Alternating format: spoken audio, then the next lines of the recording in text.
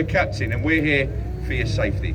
But I'll point out the buildings and hopefully I might make your journey a little bit more interesting. But as I say, we don't get paid to do commentaries, we're paid to drive a boat. And at the end, we hold out a little tip jar. Give us what you think it's worth if you've enjoyed it. And we start on the left with that warship, HMS Belfast. She was built in the same shipyard as the Titanic, the ill-fated ship. And she last saw action throughout the Korean campaign. That's where she last fired her guns in anger. And there are 6 guns at the front, 6 at the back, each of which can fire a 100-weight shell in miles. A very powerful ship in her day. And permanently moored in London today, she's an extension on the Imperial War Museum. The flag on the front of that ship is the Union Jack. And that is the only Union Jack in London. Which does sound a little funny, because you see the same flag flying on various buildings. But you can only call it a Union Jack when it's flown from the jack staff, that's the flagpole of a Royal Navy ship. It must have a silver crown above it to be called a Union Jack. Any other time you see that flag, it is simply a Union flag. Did anybody know that? That's because I just made it up. No, I didn't, that's true. That's the only Union Jack in London. And our tallest building, in fact the tallest building in Western Europe, is up to the left. The Shard of Glass. And it stands at over 1,000 feet high. And inside the Shard, a 6-star hotel, bars, restaurants, offices, apartments. And it was designed by an Italian architect called Renzo Piano. A very clever man. They offered him £1 million for his design and he said no. He said, if you want my design, I want the penthouse apartment.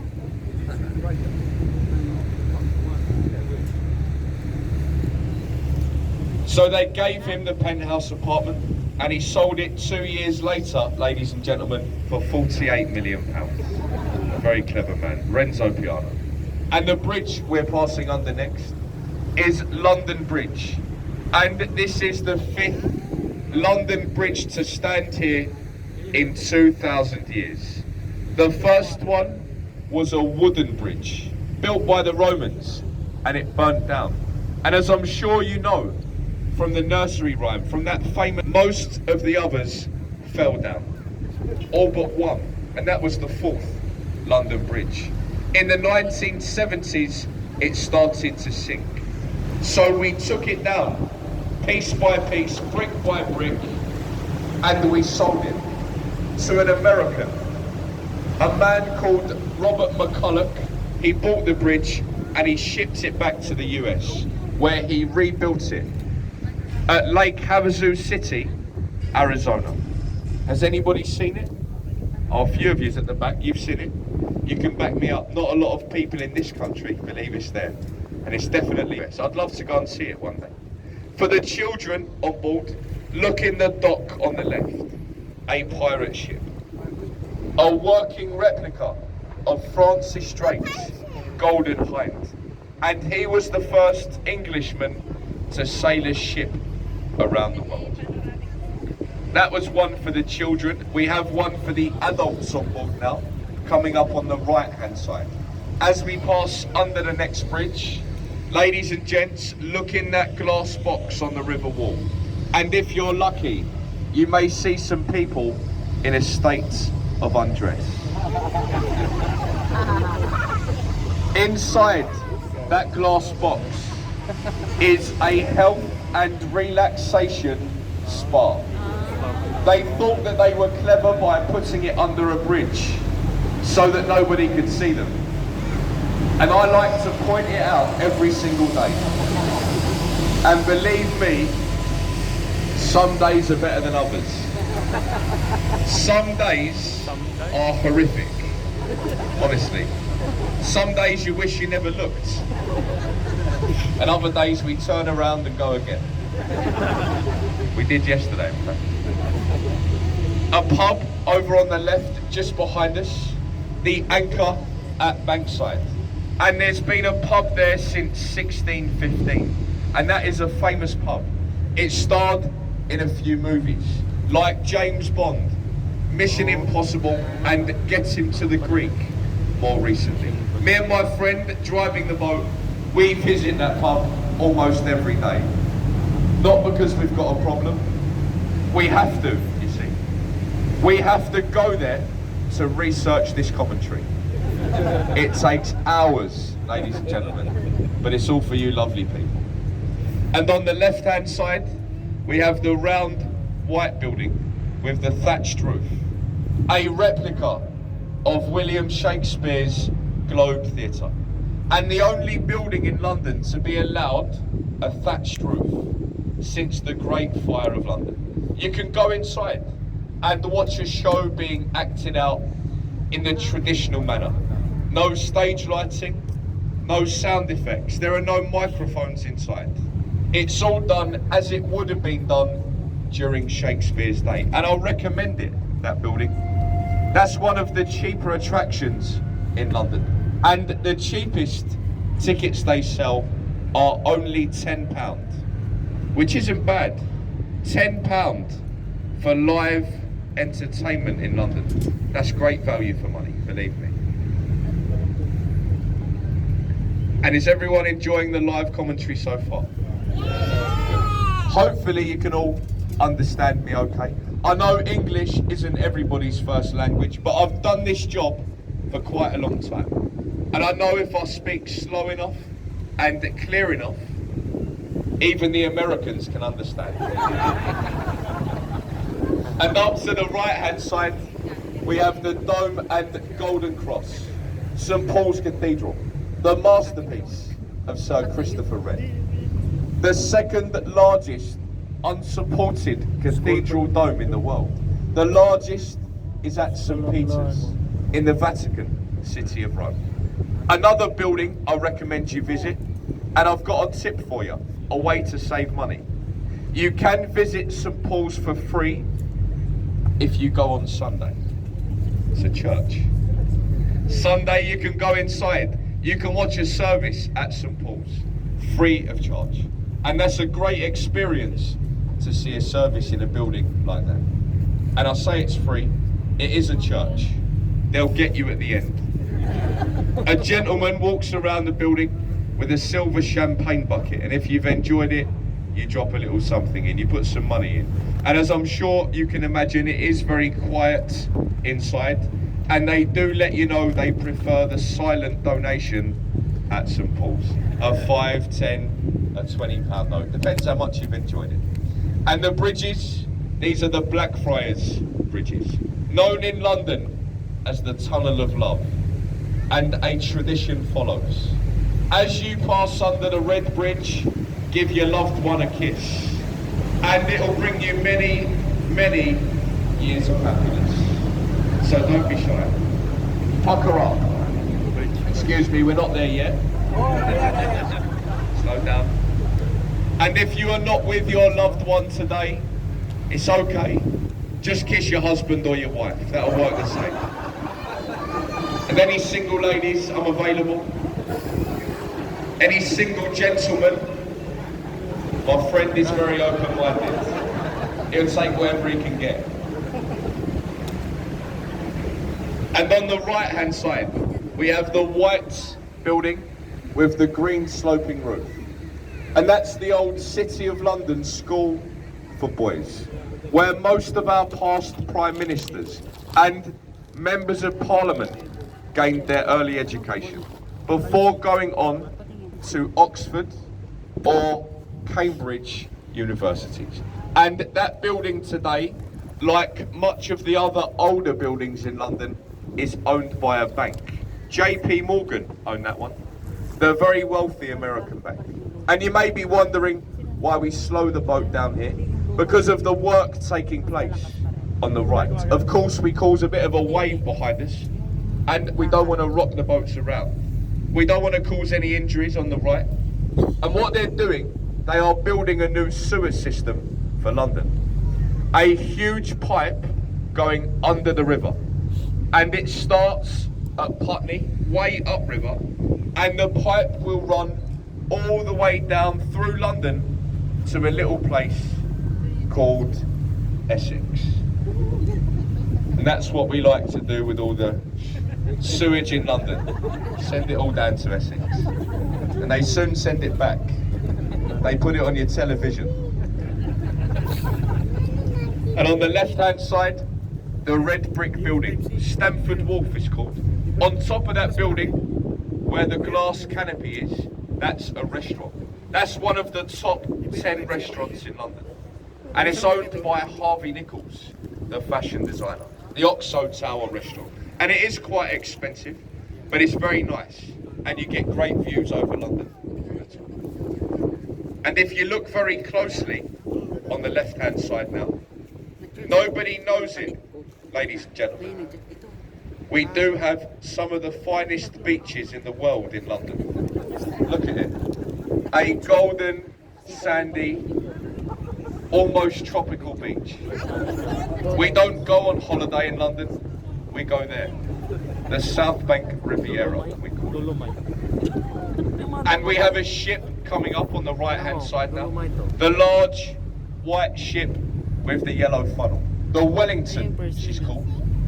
And it used to be in the New Zealand Navy. Moored in London permanently today as a floating livery hall. A drinking club for retired sea captains. And to become a member of that club, you must have been the captain of a ship at sea for 25 years. It's an exclusive club. And the president of it is our newly crowned King of England, King Charles III, who we often see.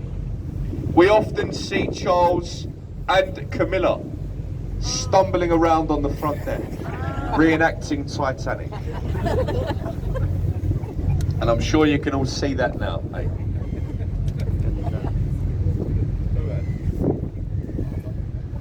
And on the left-hand side, we have the concrete building with the black signboard on the front. Looks a little bit like a multi-storey car park, and it isn't. That's actually London's Royal National Theatre. But you wouldn't think so to look at it. Voted year after year as to be the ugliest building in London. And I'm sure you'll agree.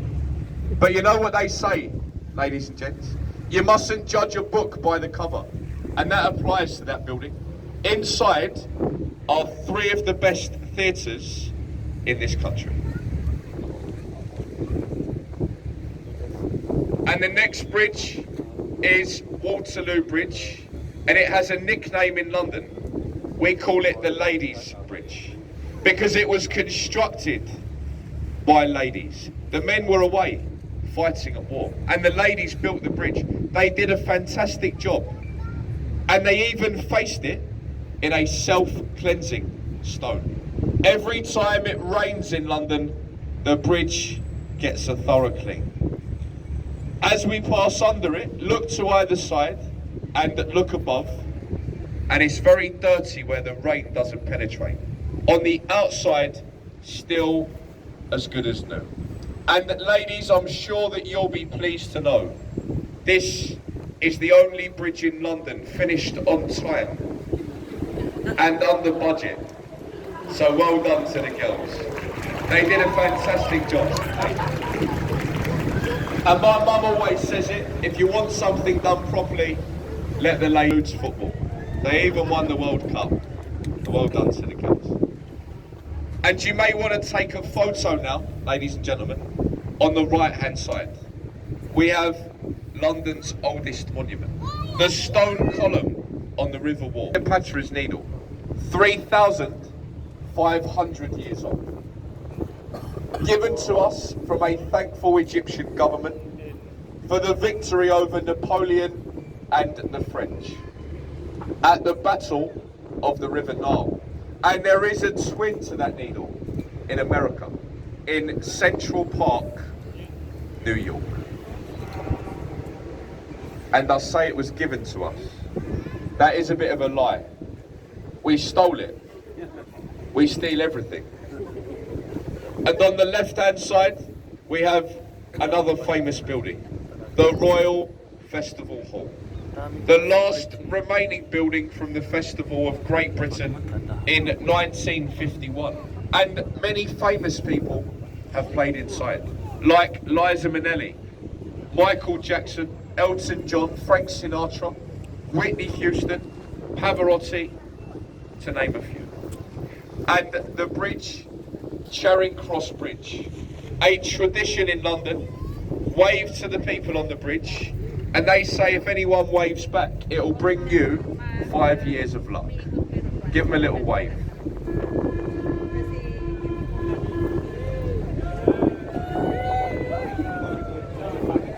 If they don't wave back, it means they're from London. We're miserable people. And there's another one on the other side. Keep waving, keep smiling, and hopefully they won't throw anything at us.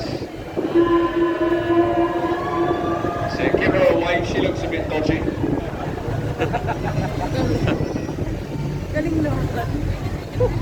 And I spoke to most of you as you got on this boat. I know a few people are going on the London Eye today, and it stands at 450 feet tall, with 32 glass capsules. And the reason why there are 32, there is a reason, and that's because there are 32 boroughs in London.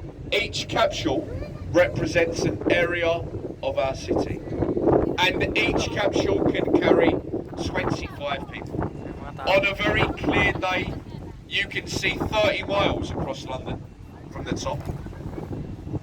The London Eye was built in the year 2000, and it was towed into London by tugs with barges.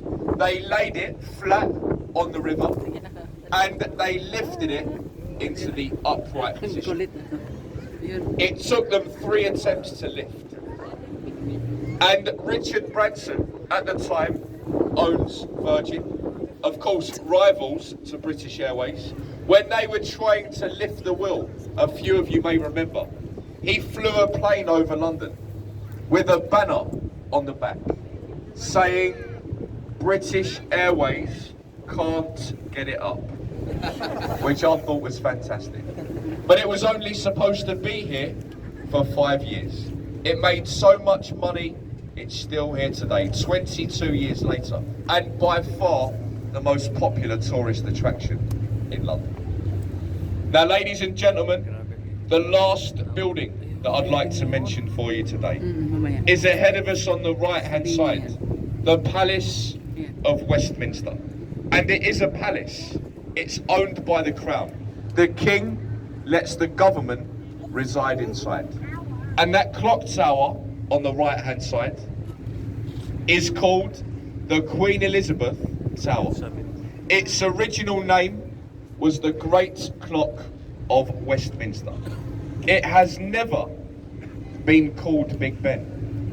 Big Ben is only a nickname for the bell, the 13.5-ton bell that lives inside the tower and that chimes the hour and the hour only. None of you can see Big Ben because you only hear it. And it was named after a man called Benjamin Hall. He was the man in charge of the construction of the building. And he did such a fantastic job, they wanted to name something after him. And Benjamin Hall was only a very short man, folks. He only stood at 5 foot tall. However, he was also 5 foot round. He was very loud, and he much resembled a bell. So they named the bell after him. They used to call him Big Ben. Though one of London's best kept secrets and one of London's unknown facts is that his name was not Benjamin at all. That was his middle name. Do you want to know his real first name? Yeah. Are you sure? Yeah. It was Richard. But of course, they thought that it might be a little inappropriate, ladies and gentlemen, to name that bell Big Rich. And I'm glad to see there are a few of you on my wavelength. Good afternoon. Oh, thanks very much. Thank you. That's very kind, but it is usually a standing ovation at this point. I'm only playing. Ladies and gents, if I could have your kind attention for a few more moments now. Our destination on your right-hand side, Westminster Pier. And very shortly, we'll take you into the pier. We just ask you now, please do stay in your seats until we're safely alongside. We get rocked around by some of these passing vessels. And it's been a nice trip up from the tower. I hope you've all enjoyed it. And I hope the commentary has added to your journey as well. Before you do get off, please have a look around you now and make sure you have your personal belongings. Phones, cameras, handbags, and most importantly, your children. It is quite shocking the amount of people that like to leave their children on this boat. Please don't. My friend has 6 at home now. And different languages, Chinese, Japanese. Take your kids.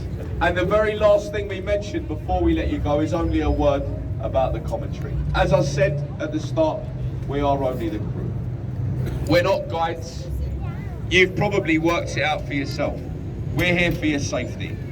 We're not here to do commentaries. We're here to make sure that you and this boat go safely from A to B, as we have done today.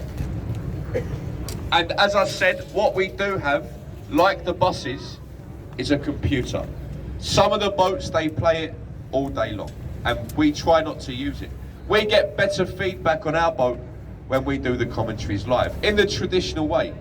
And the commentaries, of course, they're all done voluntary by us. We don't get paid for it. We have an old tradition, and that is, if you've understood and if you've enjoyed it, if you feel you may like to show a little token of appreciation, you can do in a moment. You'll see me. I'll be walking in a minute to the exit door. I'll see you down at the exit door, and I'll be holding this, the captain's champagne ice bucket. And there's no champagne in there. That's our old tip bucket. And if you've understood, if you've enjoyed the few words, then feel free to drop a few bob into our old tip bucket. And if you don't know what a few bob may be, we do accept all major credit cards. 5, 10, 20, £50 notes. We love the silent donation. And whatever we collect does not go to waste. It goes to research, ladies and gentlemen, that we'll carry out after work in the pub. But it's been a pleasure speaking to you all. I hope you've enjoyed it.